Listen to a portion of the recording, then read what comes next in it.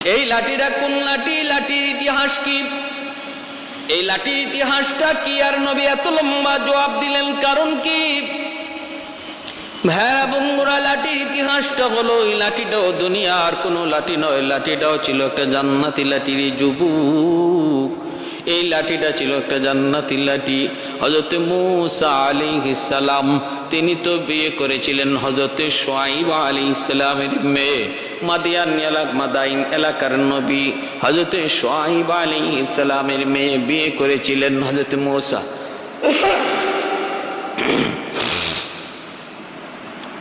ভাইরা বন্ধুরা, 10 বছর ঘর জামাই হযরত মূসা আলাইহিস সালাম 10 বছর শ্বশুর বাড়িতে থাকার পর তিনি যখন স্ত্রী নিয়ে চলে আসবেন আল্লাহর নির্দেশে নিজের এলাকায়, মিশরে যখন চলে আসবেন, তখন শ্বশুর হযরত শুআয়ব আলাইহিস সালাম বলতেছেন, বাবা তোমাকে তো বিয়েতে কিছুই দিতে পারলাম না, দেওয়ার মতো কিছুই তো নাই, কিন্তু তোমাকে একটা জিনিস দিতে চাই। ওই যে দেখো আমার ওই ঘর, ওই ঘরের মধ্যে আছে অনেকগুলি সুন্দর সুন্দর লাঠি। ওই সুন্দর লাঠিগুলির ভিতর থেকে তুমি যে কোনো একটা লাঠি নিতে পারো। তুমি কি দেখেছ? মূসা নবী কয়, নবী গো আমি তো দেখেছি এই ঘরে অনেক সুন্দর সুন্দর লাঠি, পছন্দ হয় নাকি যা পছন্দ হয় তা তুমি নিতে পারো। মূসা কালিমুল্লাহ তিনি ওই ঘরের মধ্যে তিনি ঢুকলেন, ঢুইকা দেখেন সুন্দর সুন্দর লাঠি। তাকায়া তাকায়া তিনি দেখতেছেন কোনটা নিবেন কোনটা না। হঠাৎ করে তাকায় দেখেন এত সুন্দর লাঠিগুলার ভিতরে একটা লাঠি আছে আঁকা বাঁকা, আঁকা বাঁকা একটা লাঠি নবী দেখতে পেলেন। আর মূসা কালিমুল্লাহ ভাবতে লাগলেন, এই ঘরের মধ্যে এত সুন্দর লাঠিগুলার ভিতর থেকে এই লাঠিটা এত বাঁকা কেন? কারণ কি এই লাঠিটা একটু বাঁকা কেন? এত সুন্দর সুন্দর লাঠিগুলোর ভিতরে এই লাঠিটা এত আঁকা বাঁকা এবং কম সুন্দর কেন? এটাকে এখানে রাখা হলো। অবশ্যই কোনো না কোনো একটা হিকমত আছে, কোনো না কোনো একটা রহস্য রয়েছে। রহস্য ছাড়া তো সুন্দর সুন্দর লাঠিগুলার মধ্যে এই আঁকা বাঁকা একটা অসুন্দর লাঠি রাখার কথা না। আল্লাহর পয়গম্বর মূসা সুন্দর লাঠিগুলা তিনি হাতে নিলেন না, ওই আঁকা বাঁকা লাঠিটাই তিনি হাতের মধ্যে নিয়ে যখন ঘর থেকে বের হলেন, শুআয়ব আলাইহিস সালাম তিনি দেখা চোখটা বড় বড় হয়ে গেল, চোখ তার কপালে লেগে গেল। আর মনে মনে ভাবতেছেন, হায় রে আমি যেটা মনে মনে ভাবছিলাম এটাই তো হলো। আমি তো ভাবছিলাম মূসা এমন কোনো কাণ্ড করে বসে কিনা, আমি তো ভাবছিলাম হায় হায় এমনটা করে বসে কিনা, যা ভাবছিলাম মনে মনে তাই তো হলো। শুআয়ব আলাইহিস সালাম ডাক দেয়া বলে, রে মূসা এত সুন্দর লাঠি থাকতে তুমি কেন এই লাঠিটা হাতে নিয়েছো? আর কি ভালো লাঠি তুমি পাও নাই? এই লাঠি কেন হাতে নিয়েছো? না না ও মূসা, এই লাঠি তোমাকে দেয়া যাবে না, এই লাঠিটা তোমাকে দেয়া যাবে না রে মূসা। এইটার বদলা তুমি একটা না 10টা লইয়া যাও, সুন্দর সুন্দর লাঠিগুলো লইয়া যাও। কিন্তু মূসা কালিমুল্লাহ তিনি বলতেছে, আব্বাজান এত কথা কইেন না, আপনি কিন্তু বলছেন যেটা পছন্দ হয় সেটাই তুমি লইয়া যাও। বলেন নাই? বলে হ্যাঁ বলছি। তাই বইলে কি তুমি এটা লইয়া যাইবা? মূসা নবী তখন বলেন, আব্বা আপনি কিন্তু বলেন নাই একটা লাঠি দেয়া যাবে না, এমনটা আপনি বলেন নাই, আপনি বলেছেন যে কোনো লাঠি তুমি নিয়ে যাও। বলেন নাই? বলে হ্যাঁ। তো আমি তো আমার পছন্দ মতো লাঠি নিয়ে নিছি, এতে আপনার অসুবিধা কি? আপনার অসুবিধা কি? হযরত শুআয়ব আলাইহিস সালাম বলতেছে, বাবা এটা তোমাকে দেয়া যাবে না, বিনিময়ে তুমি আমার কাছে যা চাও আমি তাই দেব। তুমি আমার কাছে আমার এই জমি জমা চাও তা দেব, আমার কাছে সম্পদ চাও তা দেব, আমার কাছে টাকা পয়সা চাও তুমি তা দেব, যা চাইবা সব দেব, কিন্তু লাঠি দেয়া যাবে না। ভাইয়েরা বন্ধুরা, এইভাবে যখন দুজনে একজনই নিতে চায় আর একজনে দিতে চায় না, মুসা নবী দিতে চান না, শুআয়ব নবী নিতে চান।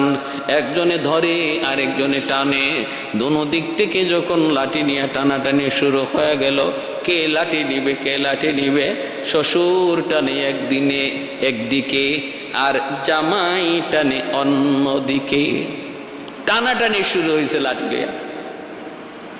শ্বশুর জামাই মাঝে মাঝে কিছু মজা করা যায় তো, শ্বশুর জামাই একসাথে বসা যায়, শ্বশুর জামাই মজাক করা যায়, শরীয়তে এটা বৈধ। আল্লাহর নবী এমনটা করছেন, এটা সুন্নত। শালির সাথে বসা হারাম, গল্প করা হারাম, মজা করা হারাম। শ্বশুরের সাথে গল্প করাও সুন্নত, বসাও সুন্নত, খাওয়াও সুন্নত, মজাক করাও সুন্নত। আমরা তো যে জায়গায় গেলে পরে যেখানে বসলে সমস্যা বাড়ে এখানে মন বেশি যাইতে মন চায়, আর যেখানে বসলে সওয়াব হয় এখান থেকে দূরে থাকতে মন চায়। স্ত্রীর কাছে বসো সওয়াব হবে, স্ত্রীর সাথে গল্প করো সওয়াব হবে, স্ত্রীর দিকে মায়ার নজরে তাকাও সওয়াব হবে, শালীর দিকে তাকাই বা হারাম হবে, কবিরা গুনাহ হবে। হযরত আল্লাহর নবী একটা ঘটনা বলে ফেলি আপনাদেরকে ফাঁকি দিয়া, আমার আপনার নবীর জীবনের একটা ঘটনা। মায়ার নবীর 4 জন খলিফার মধ্যে 2 জন খলিফা ছিলেন, প্রথম 2 জন ছিলেন নবীজির শ্বশুর, আর পরের 2 জন হলেন আল্লাহর নবীর জামাতা। প্রথম 2 জন হযরত আবু বকর রাদিয়াল্লাহু তাআলা আনহু আর হযরত ওমর ফারুক রাদিয়াল্লাহু তাআলা আনহু, 2 জন হলেন আমার নবীর শ্বশুর। আর হযরত পরের 2 জন, আগের 2 জন শ্বশুর, পরের 2 জন ওসমান আর হযরত আলী রাদিয়াল্লাহু তাআলা আনহুমা, তারা 2 জন হলেন নবীজির জামাতা। তো আল্লাহ নবী একদিন খেজুর খাইতে বসছেন সাহাবায়ে কেরামদেরকে নিয়ে, মাঝখানে খেজুর গুল হয়ে বসছেন, নবীজির পাশেই বসছেন নবীজির জামাতা হযরত আলী, আল্লাহ নবীর পাশে বসছেন। খেজুর খাইতেছেন আর নবী বলতেছেন, শোনো সবাই খেজুর খাও, কিন্তু আমি দ্বীনের কিছু আলোচনা করি, ওই আলোচনাটাও মনোযোগ দিয়ে শোনো। আল্লাহ নবী দ্বীনের আলোচনা করতেছেন, সাহাবীরা মনোযোগ দিয়ে শুনতেছেন, মাঝখান থেকে থুপ করা খেজুর, ওই খেজুর থেকে একটা একটা করে সবাই খেজুরও খাচ্ছেন আর দ্বীনের আলোচনাও শুনছেন।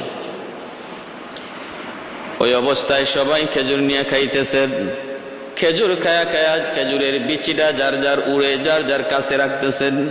ব্যতিক্রম শুধু একজন, যিনি খেজুর খাইতেছেন কিন্তু বিচি নিজের কাছে রাখেন না। তিনি কে? তিনি হলেন আল্লাহর নবী, রহমতের নবী, মায়ার নবী। আল্লাহর নবী খেজুর খাইতেছেন ঠিকই, কিন্তু নিজের কাছে বিচি তিনি রাখেন না। বিচি রাখতেছেন পাশেই বসা যে জামাতা হযরত আলী রাদিয়াল্লাহু তাআলা আনহু, আলীর সামনে তিনি বিচিগুলা রাখতেছেন। কারণ কেউ তো খবর নাই কে কোথায় বিচি রাখে, এই খবর তো রাখার কথাও না। কারণ দ্বীনের নবী, তিনি তো দ্বীনের আলোচনা করছেন, আলোচনা শোনার মনোযোগ সবার ওই দিকে। এজন্য কে কয়টা খাইলো, কে কোথায় বিচি রাখলো, এই খবর কারো নাই, কিন্তু সব খবরই আছে আল্লাহর নবীর। খেজুর খাওয়া শেষ হয়ে গেল, আল্লাহর নবী ডাক দিয়া বলেন, সাহাবীরা শুনো। অনেকগুলি খেজুর ছিল, সবগুলি খেজুর খাওয়া শেষ, আলোচনাও শুনলা, খেজুর খাওয়া শেষ করলা। এইবার একটু বোঝা প্রয়োজন, কে কি পরিমাণ খেজুর খাইলো, কে কি পরিমাণ, কে কত বেশি খেজুর খাইলো, একটু বোঝা দরকার। সাহাবীরা বলতেছেন, নবী গো এটা কেমন করে বুঝবেন গো নবী? সবাই তো খেজুর খায় ফেলছে, খেজুর পেটে চলে গেছে, হিসাব করার তো কোনো সুযোগ, কোনো ব্যবস্থা নাই। আল্লাহর নবী তখন বলেন, না না, ব্যবস্থা এখনো আছে, তোমরা যদি অনুমতি দাও। সাহাবীরা বললেন, নবী গো যেইভাবে ব্যবস্থা আপনি করতে চান করুন। আল্লাহর নবী তখন বলেন, তোমরা যার যার সামন দিকে তাকাও, যে যে পরিমাণ খেজুর খাইছে তার সামনে বিচি সেটা প্রমাণ দিবে। যে পরিমাণ বিচি আছে বোঝা গেল সে ওই পরিমাণ খেজুর খাইছে। সবাই যার যার সামনে তাকালেন, হযরত আলী নিজের সামনে তাকালেন, তাকায় তিনি অবাক, আমি তো এত খেজুর খাই নাই, তাহলে আমার সামনে এত খেজুর আসলো কোত্থেকে? সাহাবীরা প্রত্যেকে যার যার সামনে তাকান, সিস্টেম মতোই বিচি পাইলেন, কিন্তু আলীর সামনে যখনই সবাই তাকান, দেখেন আলীর সামনে খেজুরের বিচির স্তূপ হয়ে আছে, স্তূপ। সবাই বড় বড় চোখে আলীর দিকে তাকাইলেন। হযরত আলী তিনি তো বড় শরমের মধ্যে লজ্জায় পড়ে গেলেন। প্রত্যেকের নজরে চাহনির বাসারা ছিল এমন, আলী রে, ও আলী, তুমি যে এত বড় খাদক এটা তো আমরা আগে জানি না।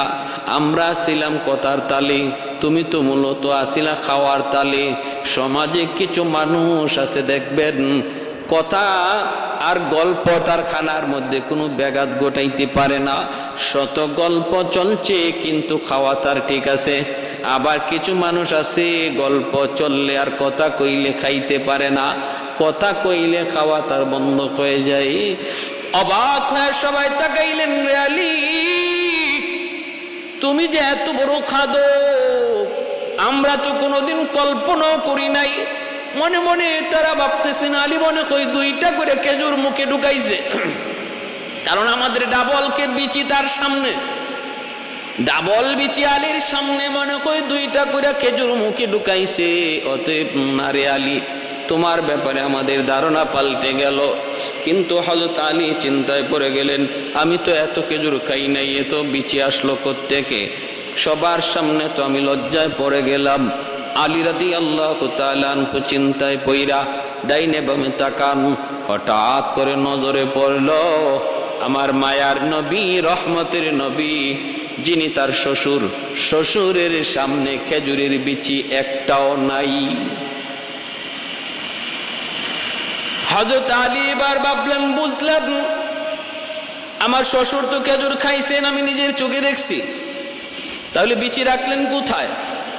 ও বুঝেছি, বিচি তিনি নিজের কাছে না রাইখা বেঁচে রাখছেন আমার কাছে, যেন আমি লজ্জায় পড়ি, আমি যেন শরম পাই।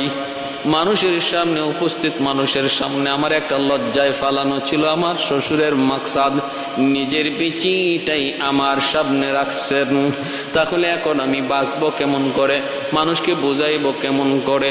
হযরত আলী রাদিয়াল্লাহু তাআলা আনহু কেমন বুদ্ধিমান ছিলেন, কেমন জ্ঞানী ছিলেন। হযরত আলী বলতেছেন, নবী গো, আমার একটা কথা আছে গো আল্লাহর নবী। নবী বললেন, আলী তুমি কি বলতে চাও, তুমি বলো। হযরত আলী বলেন, নবী গো, আমি বলতে চাই আমরা সবাই খেজুর খাইছি, সবাই খেজুর খাইয়া বিচি রাখছি যার যার উড়ে, যার যার সামনে। কিন্তু নবী গো, আমি তো খেজুর খাইছি, ডাবল খেজুর খাইছি, ভালো কথা, কিন্তু যিনি খেজুরের সাথে খেজুরের বিচি সহ খায়া ফেলছে তিনি কত বড় খাদক। আমি তো খেজুর না হয় ডাবল খাইছি, কিন্তু যিনি বিচি সহ খাইছে তিনি কত বড় খাওরা, কত বড় খাদক। সাহাবায়ে কেরাম রাদিয়াল্লাহু তাআলা আনহুম এইবার সবার জ্ঞান ফিরল। বুঝেছি, আমার নবীর সামনে তো কোনো বিচি নাই। আল্লাহ নবী, রহমতের নবী হাসলেন, মুস্কি হাসা বলতেছেন, আলী, ও আলী, তুমি তো আসলে বুদ্ধিমান।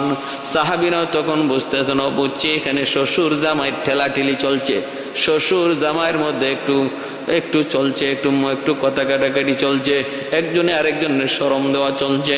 আল্লাহর নবী বললেন, রে আলী, এজন্যই তো বলেছি তুমি শুধুমাত্র আমার সাহাবী নও, আনা মাদিনাতুল ইলমি ওয়া আলিয়ুন বাবুহা, আমি হলাম বিদ্যার শহর, আমি হলাম জ্ঞানের শহর, আর আমার আলী হলো এই শহরের দরওয়াজা। কত সুন্দর মজাক করেছেন শ্বশুর জামাই। এইদিকে মুসা নবী আর শুআয়ব আলাইহিস সালাম লাঠি নিয়ে টানাটানি, শ্বশুরে টানে একদিকে, জামাই টানে আরেকদিকে। শ্বশুরে কয় লাঠি দিমু না, মুসা নবী কয় আমি ছাড়মু না। এই টানাটানির ভিতরে একজন গ্রামের মানুষ, একজন মুরব্বী মানুষ, গ্রামের মুরব্বী মানুষ, শুআয়ব আলাইহিস সালাম তারে চিনেন, সামনে আইসা হাজির হয়ে বলতেছেন, ঘটনা কি, আপনারা এতক্ষণ যাবত এটা কি করতেছেন? শুআয়ব আলাইহিস সালাম বলে, তো দেখো না, লাঠিটাও নিয়ে যাইতে চায়, আমার লাঠি আমি তারে দিমু না। হযরত মূসা কালিমুল্লাহ বলতেছে, ভাই আপনি কে চিনি না, কিন্তু বিচার হলো ইনি আমাকে নিজে বলছেন, বাবা তোমাকে কিছুই দিতে পারলাম না, তবে এই ঘরে সুন্দর সুন্দর লাঠি আছে, যে কোনো একটা লাঠি তুমি পছন্দ করে নিয়ে যাও।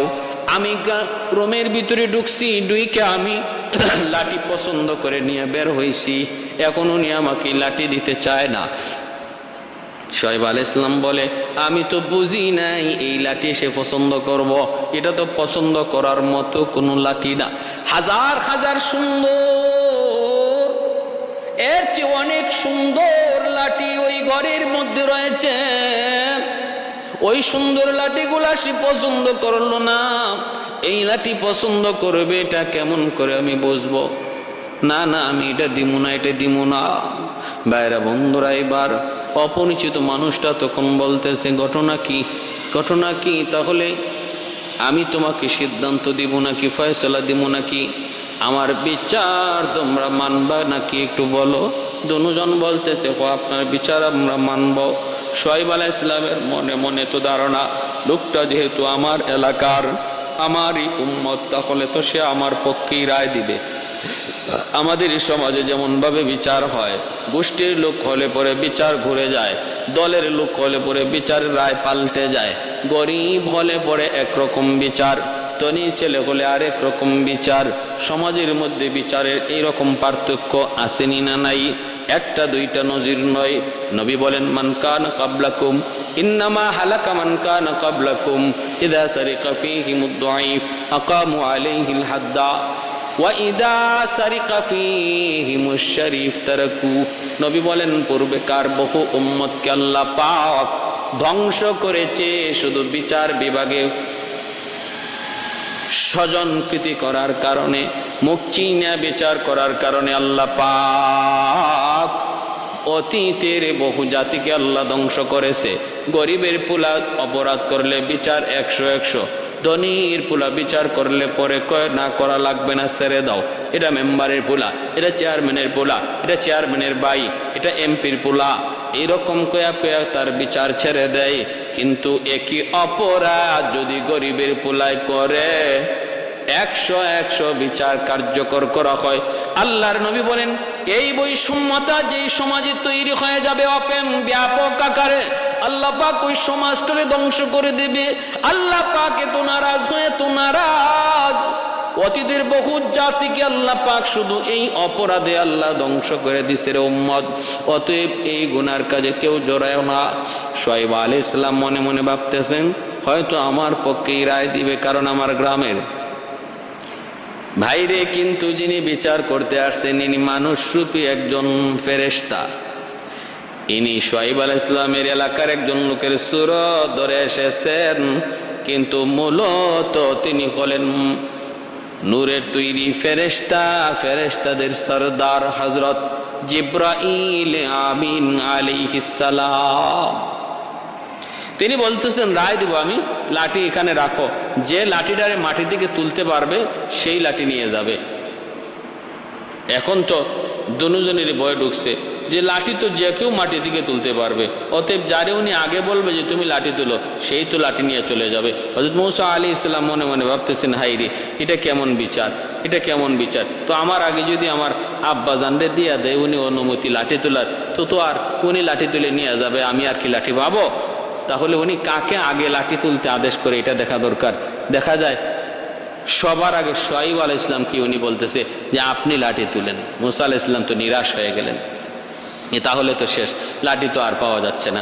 শোয়েব আলাইহিস সালাম তিনি লাঠির কাছে গেলেন, যায় তিনি বিসমিল্লাহ বলে লাঠিতে ধরলেন, কিন্তু আল্লাহর কুদরতি ফয়সালা, এত ওজন লাঠি তিনি উঠাইতে পারেন না, জমিন আঁকড়া ধরছে, জমিন আঁকড়া ধরছে, লাঠি উঠাইতে পারেন না, কোনোভাবেই লাঠি তুলতে পারেন না।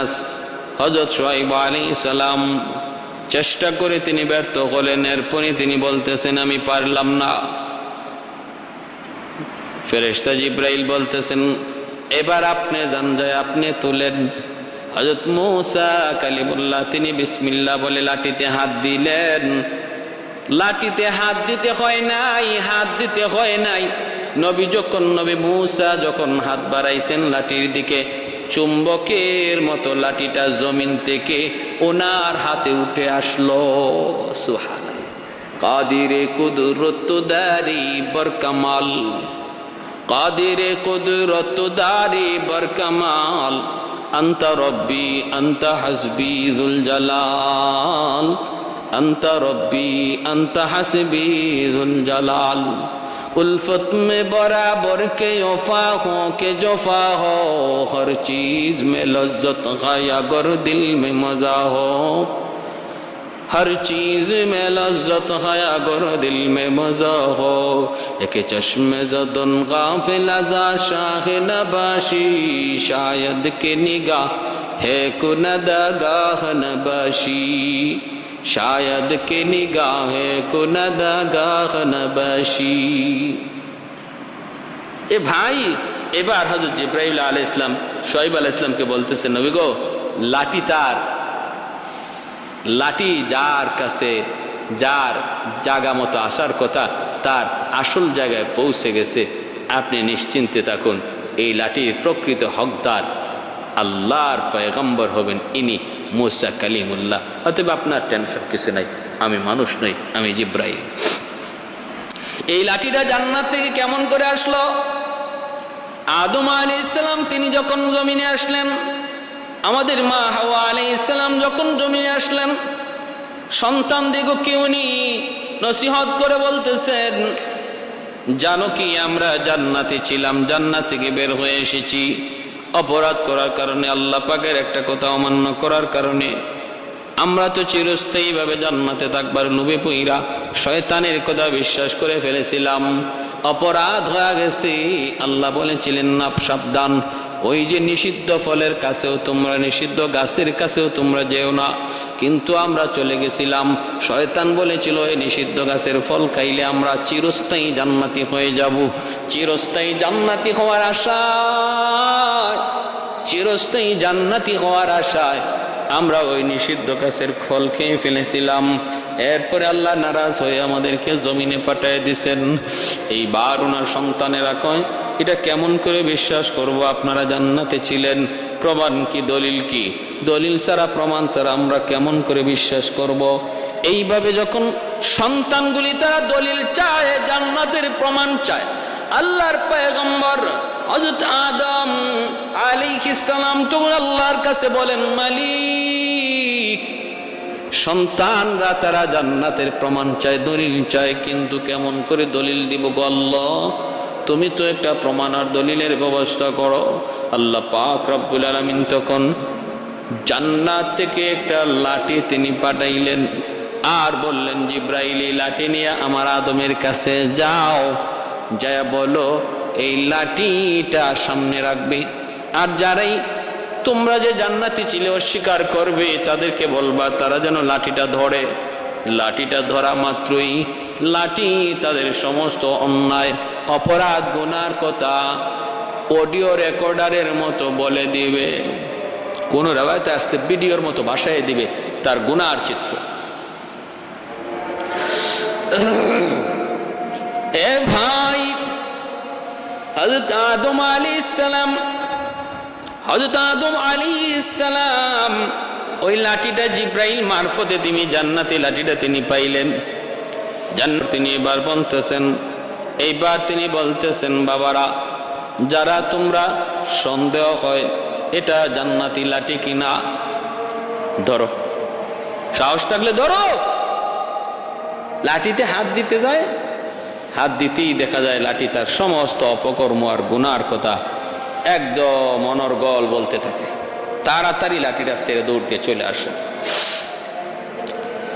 এই জান্নাতি লাঠি হযরত আদম আলাইহিস সালাম তিনি পাইলেন। এরপরে ওনার কাছ থেকে ওনার সন্তান, ওই নবীর কাছ থেকে পরের নবী, ওই নবীর কাছ থেকে পরের নবী, এই নবীর কাছ থেকে পরের নবী, আইতে আইতে ওই জান্নাতি লাঠিটা হযরত শুআয়ব আলাইহিস সালামের কাছে আমানত ছিল, যেন তিনি তার আসল জায়গা, প্রকৃত জায়গায় পৌঁছে দেন। হযরত জিবরাইল আলাইহিস সালাম বলতেছেন, নবী গো, লাঠিটা ছিল আপনার কাছে আমানত, আপনি যেন প্রকৃত জায়গায় পৌঁছে দেন। আপনি ভয় করতেছিলেন আল্লাহর দেওয়া আমানত জায়গা মতো না পৌঁছায়া যদি আমি লাঠি আমার জামাইকে দিয়ে দেই তাহলে কি জবাব আমি আল্লাহর কাছে দেব, এই ছিল আপনার ভয়। কিন্তু আমি জিবরাইল বলতেছি, এটাই হলো, এই জামাই হলো এই লাঠির উপযুক্ত সেই জায়গা, যেই জায়গায় পৌঁছানোর দায়িত্ব আল্লাহ আপনাকে দিয়েছে। সুবহানাল্লাহ। অতএব আর ভয় কিসের? আল্লাহ বলতেছেন ওমা তিলকা বিয়ামিনিকা ইয়া মূসা ওমা তিলকা বিয়ামিনিকা ইয়া মূসা ক্বালা হিয়া আসাই আতাওয়াক্কাউ আলাইহা ওয়া আহুশু বিহা আলা গনামি ওয়ালিয়া ফিহা মাআরিবু উখরা। আল্লাহ জিগাইছে এক কথা, মূসা নবী জবাব দিতেছে কত লম্বা।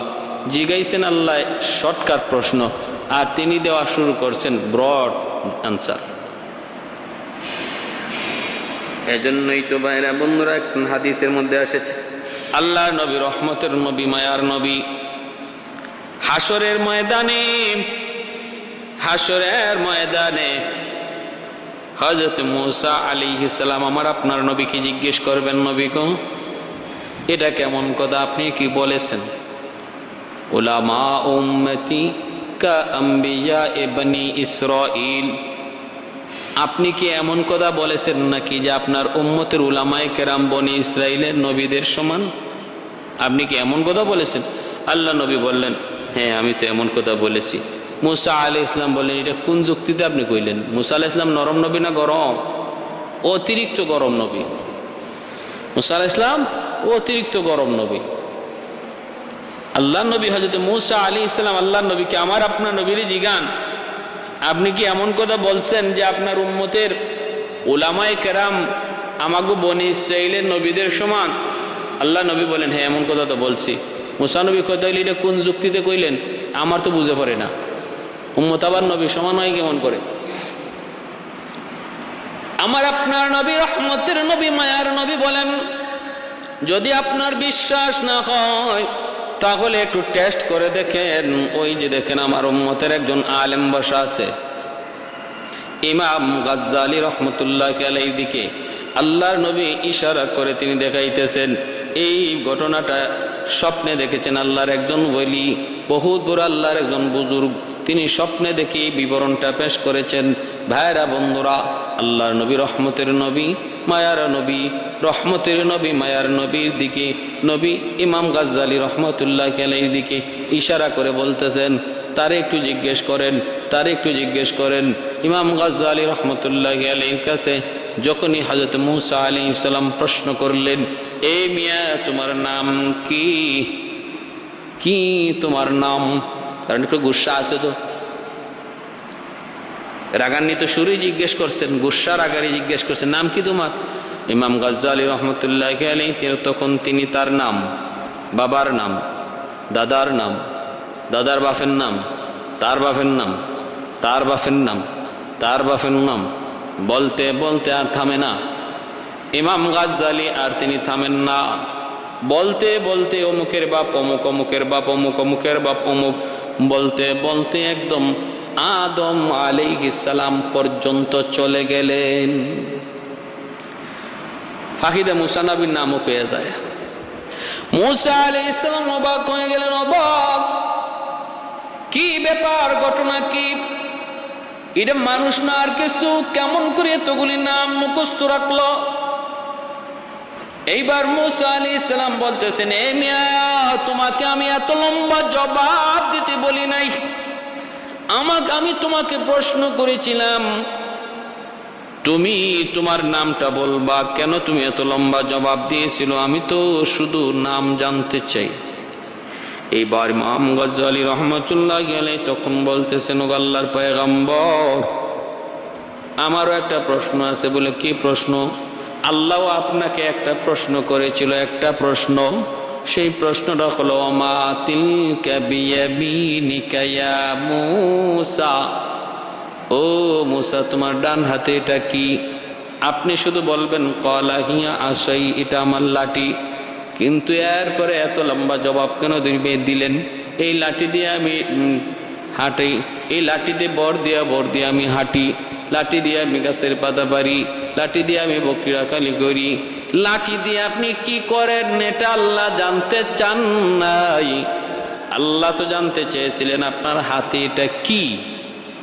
সেদিন আপনি কেন এত লম্বা জবাব দিয়েছিলেন? আপনার যেই জবাব আমারও একই জবাব। আগে আপনি জবাব দেন, তারপরে আমি বলবো আমি কেন এত লম্বা জবাব দিছি। মুসা আলাইহিস সালাম বলতেছে, বাপ রে বাপ, কই কি, ই তো জেনতেন কোনো সাধারণ পাবলিক না, আমারে প্রশ্ন করে বসছে। দেখো আমি এত লম্বা জবাব দিছি কারণ আমি আমার মাশুকের সাথে কথা বলার সুযোগ পাইছি। কেউ তার মাশুকের সাথে কথা বলার সুযোগ পাইলে অল্প কথায় ছাড়ে না, একটু লম্বা করে কথা বলতে মন চায়, ঠিক না? এখন মহব্বতের মানুষ ফোন দিলে এক কথায় মোবাইল সারা হয় না, কথা খালি বাড়তেই থাকে। কি দিয়ে খাইছো, ফুটি মাছ না হোল মাছ না শিং মাছ না রুই মাছ, খাডা গলাত লাগছে নি না লাগছে না, পানি কয়বার খাইছো, হ্যাঁ ডাইল আসিল নি না আসিল না, এ কত রকমের কথা। রাত বাজে 2টা এখনো মোবাইল কান থেকে সরে না, টুক টুক টুক টুক টুক টুক করে লেবের নিচে দুইকে কথা চলছে। কিন্তু নিজের স্ত্রীর সাথে কথা বলতে গেলে দেখা যায় আবার 2 কথায় কথা শেষ, 2টা ধমক দিয়ে কথা শেষ। হ্যাঁ কি দরকার, পেঁয়াজ ঠিক আছে আনবো, শেষ, আর বাড়তি কোনো কথা নেই। এজন্য মহব্বতের মানুষের সাথে কথা বলতে, কথা বাড়াইয়া বলতে মন চায়, এটা মানুষের ফিতরাতান। হযরত মুসা আলাইহিস সালাম বলতেছেন, দেখো আমি আমার আল্লাহর সাথে, আমি আমার মাশুকের সাথে কথা বলার সুযোগ পেয়েছি, এজন্য কম কথায় আমার মন ভরলো না, আমি একটু লম্বা জবাব দিলাম। ইমাম গাজ্জালী রহমাতুল্লাহি আলাইহি বলতেছেন, ও আল্লাহর পয়গম্বর, আপনি যেমন আল্লাহ পাকের সাথে কথা বলাকে একটা নিয়ামত মনে করেছেন, গনিমত মনে করেছেন, সুবর্ণ সুযোগ মনে কইরা কথাটা লম্বা করেছেন, নিজেরে ভাগ্যবান করে নিছেন। আজ আমিও একজন জলিলুল কদর পয়গম্বর, বনি ইসরাইলের এত বড় নবী মুসা কালিমুল্লাহ, যার নাম শুনেছি, দীর্ঘদিন দীর্ঘ টাইম যিনি আল্লাহর সাথে কথা বলেছেন, যার উপাধি ছিল কালিমুল্লাহ, জমিনে বৈশা যিনি আল্লাহর সাথে কথা বলতেন, সেই মুসা কালিমুল্লাহর সাথে আমার কথা বলার সুযোগ হয়েছে। এজন্য এক কথায় জবাব দিতে আমার মন ভরল না, আমিও এই সুযোগটারে সুবর্ণ সুযোগ মনে কইরা একটু লম্বা জবাব দিলাম মন ভরার জন্য। এইবার মুসা আলাইহিস সালাম বুঝতে পারলেন, উলামা উম্মতি কা আম্বিয়া বনি ইসরাঈল, এই কথার কি রহস্য। এজন্য ভাইরা বন্ধুরা বলতেছিলাম, আল্লাহর নবী মুসা কালিমুল্লাহকে আল্লাহ জিজ্ঞেস করেন, ওয়ামা তিলকা বিয়ামিনিকা ইয়া মুসা, ও মুসা এটা হাতে ডান হাতে এটা কি? তিনি বলতেছেন, এটা আমার লাঠি। এটা কোন লাঠি? শুআয়ব আলাইহিস সালাম শ্বশুর তাকে যে লাঠিটা দিয়েছিলেন, এই লাঠিটা নিয়ে তিনি তার পরিবার নিয়ে নিজের দেশে আসবেন। রাস্তার মধ্যে তারা একটু অবস্থান করলেন, খাদেমও রয়েছে, প্রচন্ড শীত, আবার বৃষ্টি পড়তেছে, প্রচন্ড ঠান্ডা, একটু পানির একটু আগুনের প্রয়োজন। এই দিকে তার স্ত্রীও অন্তঃসত্ত্বা, হযরত মুসা আলাইহিস সালামের স্ত্রী, তিনিও অন্তঃসত্ত্বা। শুআয়ব আলাইহিস সালামের 2 মেয়ের বড় মেয়ে, কারণ এই 2 মেয়ের বড় মেয়ে তিনি আল্লাহ হযরত মুসা আলাইহিস সালামের ব্যাপারে বাবার কাছে সার্টিফিকেট দিয়েছিলেন, বাবা গো, একটা যুবক আজ আমাদেরকে পানি পান করায় দিছে, আমাদের উটগুলিকে সে এরকম কুয়া থেকে পানি পান করায় দিছে, যেই কুয়াটা থেকে বালতি উঠানো 40 জন পুরুষের প্রয়োজন, ওই কুয়া থেকে সে একাই বালতিটা উঠাইয়া আমাদের উটগুলিকে পানি পান করায় সে আগে ভাগে বিদায় দিছি। এজন্য আমরা আজকে আগে চলে এসেছি। বাবা, আপনি ওই যুবকটারে আমাদের বাড়িতে আইনা কাজের জন্য রাখতে পারেন। সে বড় বিশ্বস্ত, সে বড় শক্তিশালী, সে বড় শক্তিবান।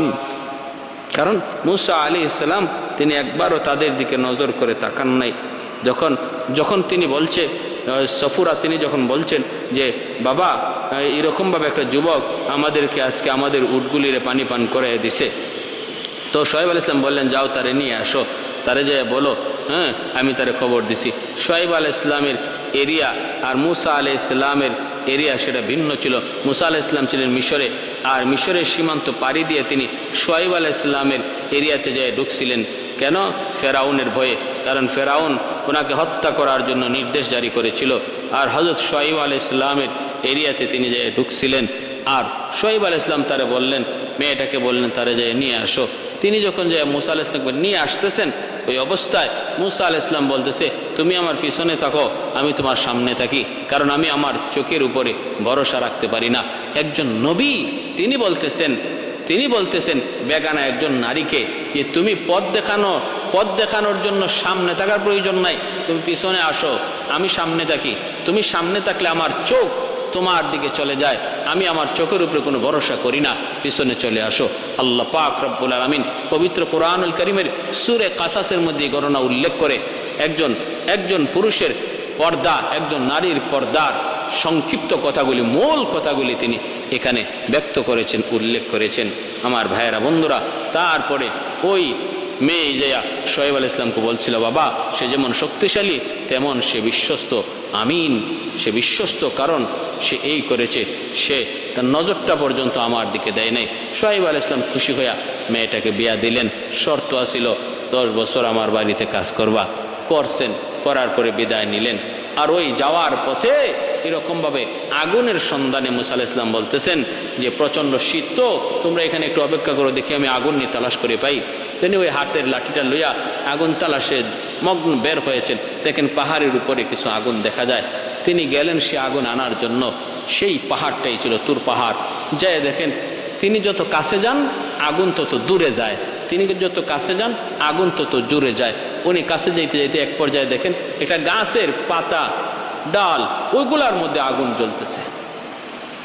হাত বাড়ান আগুন আনার জন্য, আগুন পিছনে চলে যায়। ইনি ভয় পেয়ে গেলেন। এবার গায়ের থেকে আওয়াজ আসলো, এ মূসা, তুমি যারা আগুন ভাবতেছো এটা আগুন নয়, এটা আমি আল্লাহর নূর। যেই পাহাড়ের মধ্যে তুমি এসেছো এই পাহাড় জানতেন কোন পাহাড় নয়, এটা একটা পবিত্র তুর পাহাড়। ফাখলা নালাইক ইন্নাকা বিল ওয়াদিল মুকদ্দাসি তুয়া, জুতাটা খুলে রাখো রে মূসা, এটা একটা পবিত্র পাহাড়। আমি তোমাকে নবুয়তি দান করলাম, নবুয়ত চাও, নবুয়তের দাওয়াত লইয়া তুমি ফেরাউনের কাছে যাও। মূসা আলাইহিস সালাম তুর পাহাড়ে নবুয়ত পাইলেন। এরপরে বিবিকে নিয়ে তিনি রওনা দিলেন। বিবিকে ওইখানে রাইখা তিনি তখন ফেরাউনের দরবারে দাওয়াত নেওয়ার জন্য ভাই হারুনকে আল্লাহর কাছে চাইলেন, আল্লাহ আমার ভাই হারুনকে আমার সাথে দিয়ে দাও, কারণ সে সুস্পষ্ট কথাদার, সুন্দর ভাষার মধ্যে কোনো বেজাল নাই। মূসা নবী তার কথার মধ্যে কিছুটা বাস্তব টুট। ওই যে শিশুকালে ফেরাউন পরীক্ষা করছিল চটটা বুজ্জা মারছে না বুজ্জা মারছে, আর এতে করে একটা আগুনের আংরা মুখে দিছিলেন, টুটটা পুড়ে গেছিল অগ্রভাগ, কথা বাস্তব। এজন্য হারুন আলাইহিস সালামকে ইনি চাইলেন আর বললেন, হুয়া আফসাহু মিন্নি, আল্লাহ আমার ভাইয়ের কথা সুস্পষ্ট, তারে আমার সাথে দিয়ে দাও। তিনি গেলেন ফেরাউনের দরবারে, গিয়া দাওয়াত দিলেন। ফেরাউন দলে বলে ওনার বিরোধী হইয়া হত্যা করার জন্য মূসা আলাইহিস সালামের পিছনে লোক ধরল। মূসা আলাইহিস সালাম রাতের অন্ধকারে বনী ইসরাঈলদেরকে নিয়ে পার হয়ে যাইতেছেন, হ্যাঁ, আর পিছন দিকে ফেরাউনের বাহিনী ওনাকে ধাওয়া করলো। ভাইরা বন্ধুরা, এবার ওই যে লোহিত সাগরের পারে এসে তিনি থেমে গেলেন। পিছন দিকে ফেরাউনের বাহিনী আসতেছে, আর মূসা আলাইহিস সালাম তিনিও সাগরের পারে তার উম্মত বনী ইসরাঈলদেরকে নিয়ে। একদিকে সাগর আর একদিকে দুশমন, পিছন দিকে দুশমন, সামন দিকে সাগর। কি করবেন? সামনে গেলে সাগরে ঝাঁপ দিতে হয়, পিছন দিকে দুশমনের আক্রমণ। মূসা আলাইহিস সালামের সম্প্রদায় বনী ইসরাঈল কয়, মূসা এখন কি করবো আমরা? এখন কি করবো? দুশমনের হাতে কল্লা দিতে হবে, নতুবা সাগরে ঝাঁপ দিতে হবে। আল্লাহ পাক রব্বুল আলামিনের কাছে মূসা আলাইহিস সালাম তখন সাহায্য চাইলেন, মালিক কি করব? আল্লাহ বলতেছেন, মূসা হাতের লাঠি কই? এই লাঠি তো আজকের দিনের জন্যই। লাঠি কোন দিনের লাগি? লাঠি তো আজকের লাগি। জমে সাগরে বাড়ি দাও, আঘাত করো। এই লাঠি দিয়ে সাগরে আঘাত করা মাত্রই 12টা রাস্তা আল্লাহ করে দিলেন। সুবহানাল্লাহ। বনি ইসরাইলের 12টা গোত্র ছিল, এই 12 গোত্র 12 রাস্তা দিয়ে নদী পার হয়ে গেল। 12টা গোত্র 12টা রাস্তা দিয়ে নদী পার হয়ে গেল। ভাইরা বন্ধুরা, মুসা আলাইহিস সালাম তিনি তো দলে বলে তারা নদী পার হয়ে গেলেন। এইদিকে ফেরাউন তার বাহিনী নিয়ে যখন নদীর পারে আসলো, আইসা এসে তো অবাক কাণ্ড, কি ব্যাপারে তো সুন্দর রাস্তা, রেডিমেড রাস্তা হয়ে আছে, এখন কেমন করে পাড়ি দিব আমরা? কয় এরা যেভাবে পার হইছে আমরা এভাবে পার হইব। ফেরাউনের ঘোড়া নামতে চায় না, কারণ ঘোড়া হাইওয়ান হলো, বুঝে গেছে রে ফেরাউন এটা মুসার জন্য রাস্তা, তোর জন্য কবর, তোর জন্য কবর, তুই বুঝলি না। ঘোড়াটা নামতে চায় না, ফেরাউন পিটায় পিটায় ঘোড়াটারে নামাইছে। মাঝখানে যাওয়া মাত্র আল্লাহ পাক কয়ের সাগরের পানি, নদীর পানি, শুন কার হুকুমে তুমি চলা? কয় মালিক তোমার হুকুমে। তাহলে আর দেরি করে লাভ নাই, ফেরাউনের বাহিনী সহ তারে তোমরা নদীতে কবর দিয়ে দাও। দুনো দিকের পানি পাহাড়ের মতো যেটা শক্ত হয়ে রয়েছিল রাস্তা বানায়া, এই পানি মুহূর্তের ভিতরে আবার একসাথে জমা হয়ে গেল। সৈন্য সামন্ত সব পানির নিচে সলিল সমাধি হয়ে গেল। ভাইরা যখনই ফেরাউন পানিতে চুবানি খায় তখন কিন্তু কইছিল হাইরি আমি তো মুসার খোদার উপরে ঈমান আনলাম, মুসার খোদার উপরে ঈমান আনলাম। এই কথা যতবারই কয়, কিন্তু জিব্রাইল আমিন তার ওই কাগজটা মুখের মধ্যে তখন চুবানি দিয়ে ডুবায়। জিব্রাইল আমিন তারে চুবানি দেয় আর ওই কাগজটা তারে দেখায়, কয় তুই নিজেই দেখ কি লেখছিলি। কারণ একদিন জিব্রাইল আমিন তার রাজ দরবারে মানুষের সুরত ধরে এসে বলছিলেন, বাদশা যাব না, কোনো গোলাম যদি মুনিবের অবাধ্য হয় তাহলে তার কি শাস্তি হওয়া উচিত? ফেরাউন কয় তারে নদীতে চুবায়া মারা উচিত। কয় কাগজের মধ্যে লিখে দেন। ফেরাউন লিখে স্বাক্ষর করছে। যেদিন সাগরের মধ্যে চুবানি খায়া মরতেছে ওই দিন কয় আমি মুসার খোদার উপর ঈমান আনলাম। আল্লাহ পাক কয় না, এই টাইমে তওবা কবুল হয় না, তওবা কবুলেরও একটা টাইম আছে, ঈমান গ্রহণ করারও একটা টাইম আছে। মরণের সময়, সাকরাত শুরু হওয়ার সময় যদি কেউ তওবা করে তওবা কবুল হয় না। তওবা কবুল হয় সাকরাত শুরু হওয়ার আগে। তোর তো এখন সাকরাত শুরু হয়েছে, এখন ঈমানের কোনো মূল্য নাই। জিব্রাইলে আমিন পানিতে চুবানি দেন। ফেরাউন কয় আমারে মারবা তো মারবা, আর কোনো পদ্ধতিতে মারলে তো পারতা, এভাবে কেন পানিতে চুবাইয়া মারো কেন? জিব্রাইল আমিন তখন কাগজটা দইরা দেখান, কয় দেখ তুই নিজে লেখছিলি, যেই গোলাম তার মালিকের অবাধ্য হয় তার কি শাস্তি হওয়া উচিত, পানিতে চুবাইয়া মারা, এটা তোর আদেশ, এটা তোরই নির্দেশ, স্বাক্ষর তোর রয়েছে, এজন্য তোর মৃত্যুটাও হবে পানিতে চুবাইয়া। এই সেই লাঠি, যেই লাঠি দ্বারা হযরত মুসা আলাইহিস সালাম সাগর পাড়ি দিয়েছিলেন, 12টা রাস্তা হয়েছিল। যেই লাঠিটা তিনি ফেরাউনের রাজ দরবারে রাখছিলেন, আর ফেরাউন সমস্ত জাদুকরকে হাজির করছিল। জাদুকরকে হাজির কইরা বলছিল যে মুসা তুমি আমার জাদুকরদের সাথে মোকাবেলা করো। মুসা আলাইহিস সালাম বললেন ঠিক আছে, তোমাদের যা আছে দেখাইবার দেখাও। ওরা হাতের রশিগুলা ফালাইছে, সবগুলা রশি সাপ হইয়া নাচানাচি করতেছে। আল্লাহ পাক রাব্বুল আলামিন কয় মুসা তোমার হাতের লাঠি ফালাইয়া দাও, ভয় পাওয়ার কিছু নাই। মুসা আলাইহিস সালাম হাতের লাঠি ফালাইয়া দিয়েছেন, সাথে সাথে হয়ে গেছে বিশাল বড় অজগর সাপ। অজগর সাপ ওই হালে হা করছে, চুম্বকের মতো ওই জাদুঘরদের ছোট ছোট সাপগুলি ওই অজগর সাপের পেটের মধ্যে ঢুকতে লাগলো। মুহূর্তের ভিতরে সবগুলি জাদুকর কালেমার পরে মুসলমান হয়, কিন্তু ফেরাউনের কপালে ঈমান নাই। ফেরাউন মুসলমান হয় না, জাদুকররা ঈমানদার হয়ে যায়। এই সাধারণ কোনো মানুষের পক্ষে এত বড় জাদু দেখানো সম্ভব না, অতএব মুসা আল্লাহর পয়গম্বর। এই লাঠি বর্তমানে কোথায় আছে, কোন অবস্থায় আছে, এটা কেউ জানে না। ইতিহাস এবং কোরআন হাদিস এই ব্যাপারে সম্পূর্ণ নীরব। এর কোনো তথ্য নাই, কোনো তথ্য পাওয়া যায় না, কোথায় আছে, কোন জায়গায় আছে। হযরত মুসা আলাইহিস সালামের কবরস্থানটাও কোথায়, কোন জায়গায়, এটাও ইহুদিরা সঠিকভাবে জানে না। এক রওয়ায়াতে এসেছে হযরত মুসা আলাইহিস সালাম তিনি মৌতের সময় মালাকুল মৌত আজরাইলের সাথে যখন অপ্রীতিকর একটা ঘটনা ঘটে গেল, আজরাইল আলাইহিস সালাম অসুস্থ অবস্থা আল্লাহর কাছে গেলেন। আল্লাহ পাক তখন জানতে চাইলেন, মুসা কেন এমনটা করছো? বলে মালিক এই কারণে। এরপরে আল্লাহ পাক যখন আজরাইল আলাইহিস সালামকে পাঠাইলেন, যাও যাইয়া মুসাকে বলো যে দুম্বার উপরে হাত রাখলে যেই পরিমাণ পশম হাতের নিচে পড়ে, এতদিন পর্যন্ত যদি সে দুনিয়াতে বাঁচতে চায় হায়াত দেয়া হবে। মুসা আলাইহিস সালামকে আল্লাহ এরপরে কি কইলে? এরপরে মরণ। এরপরে যখন মরতেই হবে তাহলে আমি এখনই রাজি। মুসা আলাইহিস সালাম একটা মরুভূমি দিয়ে হাঁটতেছেন, দেখেন দুইজন মানুষ একটা সুন্দর কবর খনন করতেছে।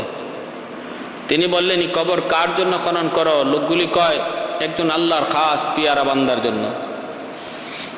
কবরটা তো বড় সুন্দর। তুমি যদি সেই পিয়ারা বান্দা হতে চাও তাহলে কবরে শুইতে পারো। মুসা আলাইহিস সালাম ওই কবরে শুয়ে গেছেন, আর ফেরেশতারা আর শোয়া মাত্রই তার জান কবজ হয়ে গেছে, আর ফেরেশতারা মাটি দিয়ে আর হলাইছেন। এজন্য হযরত মুসা আলাইহিস সালামের কবরস্থান কোথায় আছে, কোন জায়গায় আছে, পৃথিবীর কেউ জানে না। ইহুদিরাও জানে না। যেমনভাবে হযরত সুলাইমান আলাইহিস সালামের আংটি, এটাও কোথায় আছে, কোন জায়গায় আছে কেউ জানে না। ইহুদিরা বহু তালাশ করতেছে সুলাইমানের আংটি পাওয়া যায় কিনা, কিন্তু পাবে না। যে জিনিস আল্লাহ জান্নাত থেকে দেন সেটা আর দুনিয়াতে রাখেন না। যার কাছে দেন তিনি চলে যাওয়ার পর, নবী চলে যাওয়ার পর নিয়ামত আল্লাহ উঠায় নেন। এই লাঠি আল্লাহ উঠায় নিয়ে গেছেন। ভাইয়েরা বন্ধুরা, এজন্য বলতেছিলাম আল্লাহ পাক রব্বুল আলামিন সমস্ত নবীদেরকে নবুয়তের সাথে কিছু মুআজিজা দিয়েছিলেন। মুসা আলাইহিস সালামের উল্লেখযোগ্য মুআজিজা ছিল এই হাতের লাঠি, আর একটা ছিল ওনার ডান হাতটা বগলের নিচে ঢুকাইলেই সেটা টর্চ লাইটের মতো আলো দিত। এই উল্লেখযোগ্য দুইটা, আরও অনেকগুলি মুআজিজা হযরত মুসা আলাইহিস সালামকে আল্লাহ দান করেছিলেন।